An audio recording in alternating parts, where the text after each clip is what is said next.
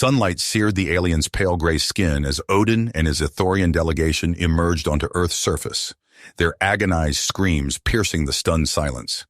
In the year 2045, the technologically advanced Ithorians had come to Earth to enslave what they saw as a weak, primitive species, openly mocking humanity's inferiority. But within moments of exposure to the intense radiation of Earth's yellow sun, the Ithorians fled back to their ship, smoke rising from their scorched flesh. Earth's scientists quickly deduced that the Ithorians had evolved on a world orbiting a cool red dwarf star, leaving them vulnerable to the higher frequency light of Sol. Emboldened by this unexpected advantage, Earth's fractured nations rallied together, rapidly mobilizing a united military force to face the inevitable Ithorian counterattack. The UN established the Solar Defense Force to coordinate a global strategy, reverse engineering salvaged alien technology, and optimizing new weapons for solar power. Humiliated and enraged, the Ithorian commander Odin vowed to crush humanity and claim Earth's resources for his empire.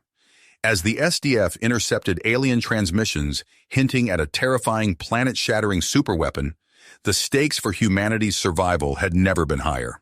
With the brilliant scientist Dr. Ava Novak and skilled intelligence officer Kevin Murray spearheading Earth's defense, the stage was set for a desperate first interstellar war under a lethal alien sun.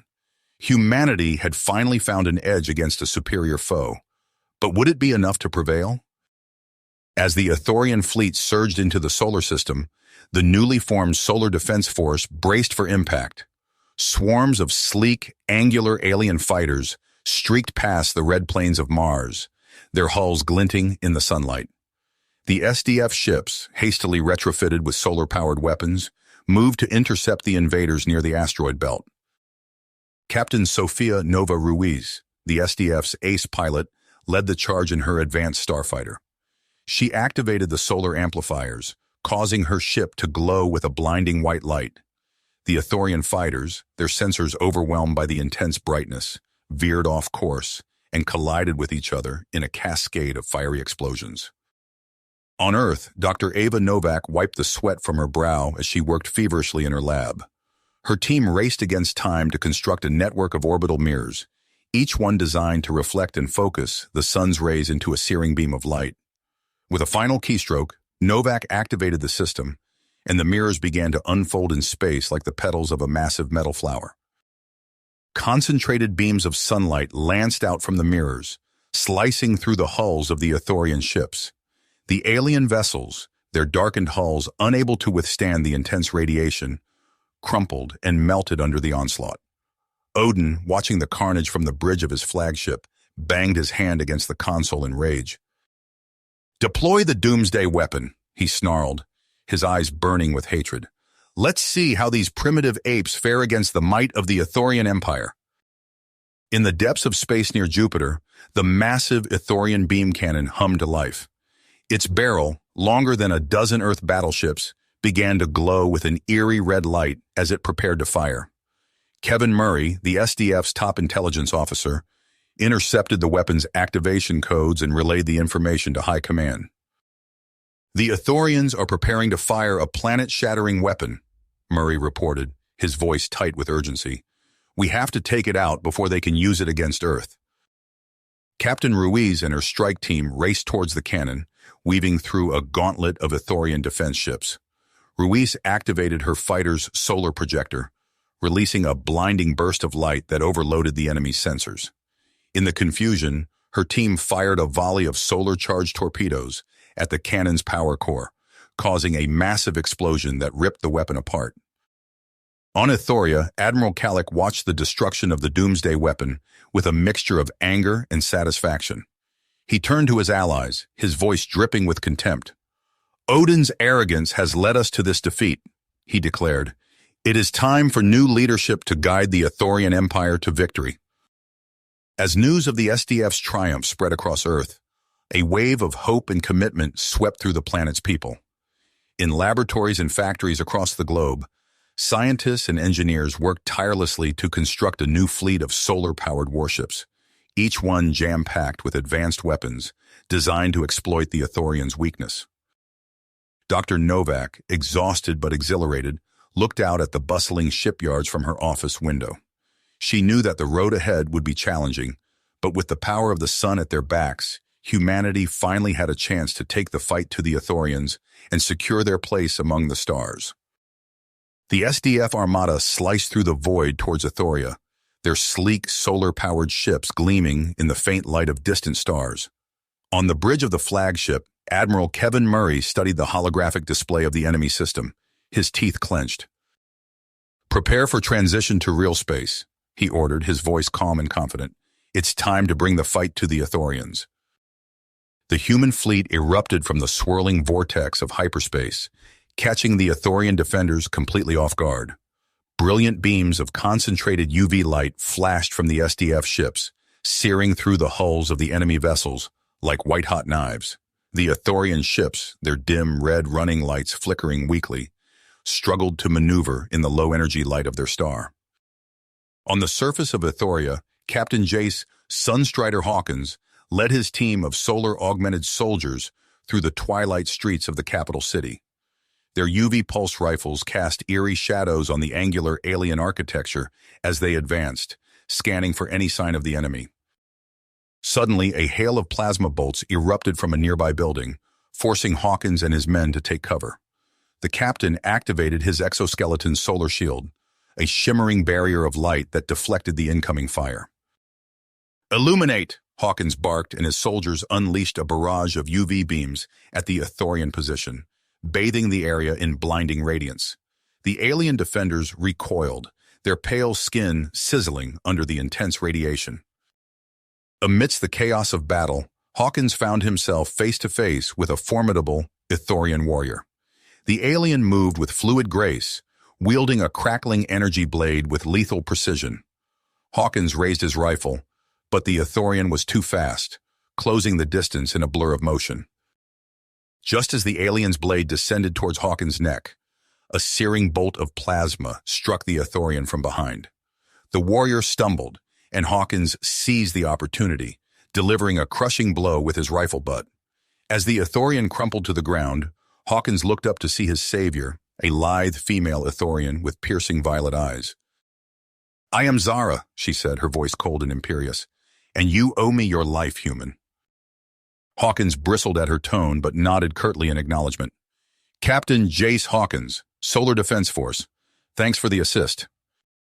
Further conversation was cut short by a deafening explosion nearby. Hawkins and Zara shared a grim look as they realized they'd been separated from their respective units in the chaotic melee. Another blast rocked the street, showering them with molten shrapnel. Without hesitation, Hawkins grabbed Zara's arm and pulled her into a nearby alley as chunks of masonry rained down around them. "Looks like we're stuck with each other for now," he growled, checking his rifle's charge level. Zara glared at him defiantly but didn't pull away. "Don't expect me to coddle you, human," she sneered. "I won't hesitate to cut you down if you slow me down." Hawkins met her gaze unflinchingly. "Same goes for you, Ithorian. We'll play nice for now, until we find our people." As more explosions shook the city and the whine of energy weapons filled the air, the unlikely partners steeled themselves for the treacherous journey ahead. Little did they know that the fate of both their worlds would soon rest in their hands. Hawkins and Zara crouched behind a crumbling wall, their backs pressed against the cold alien stone. The air crackled with energy weapon discharges and the acrid smell of burning metal. "The bombs are in the central nexus," Zara whispered, her violet eyes scanning the war-torn streets. "But it's heavily guarded by Odin's loyalists." Hawkins nodded, checking his rifle's charge. "Then we'll have to be clever about this. Any ideas?" A sly smile crossed Zara's face. "Actually, yes. Follow me." They slipped through the shadows, weaving between collapsed buildings and smoldering wreckage. Zara led them to a narrow maintenance tunnel, its entrance partially hidden by debris. "This leads directly beneath the nexus," she explained. "We can bypass most of the defenses." As they crawled through the cramped passage, Hawkins couldn't help but marvel at how quickly he'd come to trust this alien warrior. Just days ago, they'd been mortal enemies. Now she was the only person he could rely on. They emerged into a vast underground chamber, its walls lined with pulsing cables and strange, organic-looking machinery. At the center stood a cluster of ominous black spheres, the dark matter bombs. "There," Hawkins hissed, pointing to a control panel nearby. "If we can reach that, we might be able to deactivate them." But before they could move, a harsh voice rang out. "Stop right there, traitors!" They spun to see Commander Vex, Zara's former superior, flanked by a squad of heavily armed Ithorian soldiers. Vex's eyes blazed with fanatical fury as he raised his weapon. "You would betray your own people, Zara?" he snarled. "For this human filth?" Zara's voice was cold steel. "I'm trying to save our people, Vex. This war is madness." "Enough!" Vex roared, his finger tightening on the trigger. "I'll detonate the bombs myself and take these human vermin with us." Time seemed to slow. Hawkins saw Vex's arm moving towards the detonator. He saw Zara's muscles tense, her hand dropping to her sidearm. And then in a blur of motion, Zara fired. The energy bolt struck Vex square in the chest. He crumpled, a look of shock frozen on his face. For a moment, silence reigned. Then chaos erupted. Hawkins and Zara dove for cover as the Loyalist soldiers opened fire. They returned fire, their weapons flashing in the dim light. "Cover me!" Hawkins shouted, sprinting towards the control panel. Zara laid down suppressing fire, her aim deadly accurate. Hawkins reached the panel, his fingers flying over the alien controls. Sweat beaded on his forehead as he worked to decipher the complex Ithorian systems. "Any time now, human," Zara called out, her voice strained as she held off the enemy assault. With a final keystroke, Hawkins cracked the code. The bomb's ominous hum faded, their black surfaces dulling to a lifeless gray. "It's done!" he yelled triumphantly. Just then, a transmission crackled over their comms. It was Admiral Murray's voice, tight with excitement. "All SDF forces, be advised. Odin's fleet has surrendered. The Ithorian capital is secured. I repeat, we have victory." Hawkins and Zara shared a look of disbelief, then broke into exhausted laughter. As the sounds of battle faded around them, they realized that in a seemingly impossible way, they had succeeded. The war was over. In the days that followed, Hawkins found himself thrust into a new role. Standing beside Zara in the Grand Hall of the Ithorian High Council, he addressed the assembled leaders of both their peoples. "Today, we have a chance to forge a new future," he began, his voice carrying across the hushed chamber. "Not as enemies, but as allies, as friends." Zara stepped forward, her presence commanding respect from both humans and Ithorians alike. "We have seen the destruction that comes from fear and mistrust. Now let us see what we can build together." As they spoke, technicians were already beginning the process of dismantling the dark matter bombs. In orbit, human and Ithorian ships patrolled side by side, a visible symbol of their newfound alliance. The summit concluded with a historic agreement. Earth and Ithoria would stand united, sharing knowledge and resources. As the assembled dignitaries applauded, Hawkins caught Zara's eye. They shared a small smile, knowing that their unlikely partnership had helped shape the course of galactic history. But even as peace settled over their two worlds, new challenges loomed on the horizon. Reports were coming in of other alien races, watching the rise of this new human-Ithorian alliance with growing concern.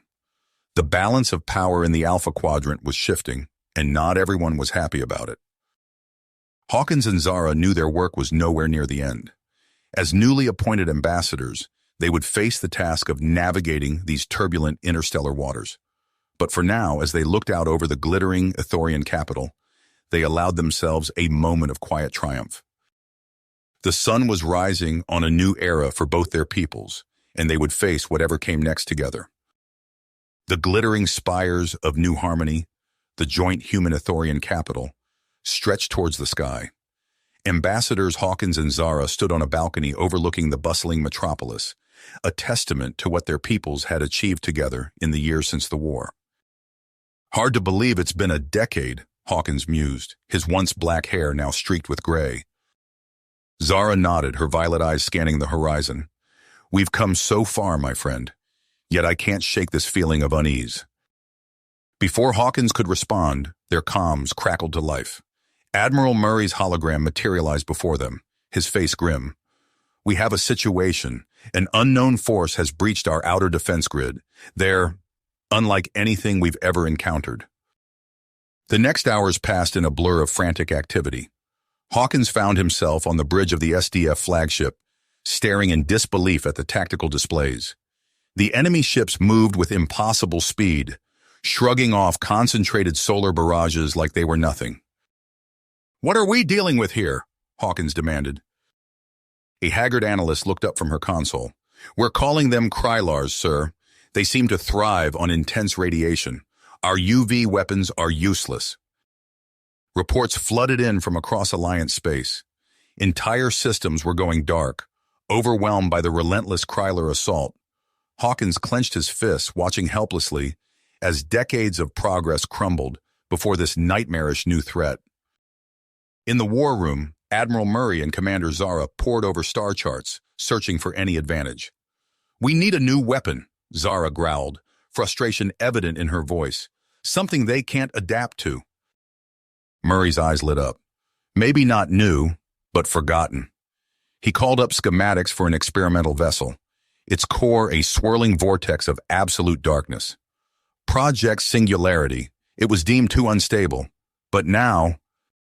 Weeks later, Hawkins stood in the hangar bay of Frontier Station, gazing at the sleek black ship before him.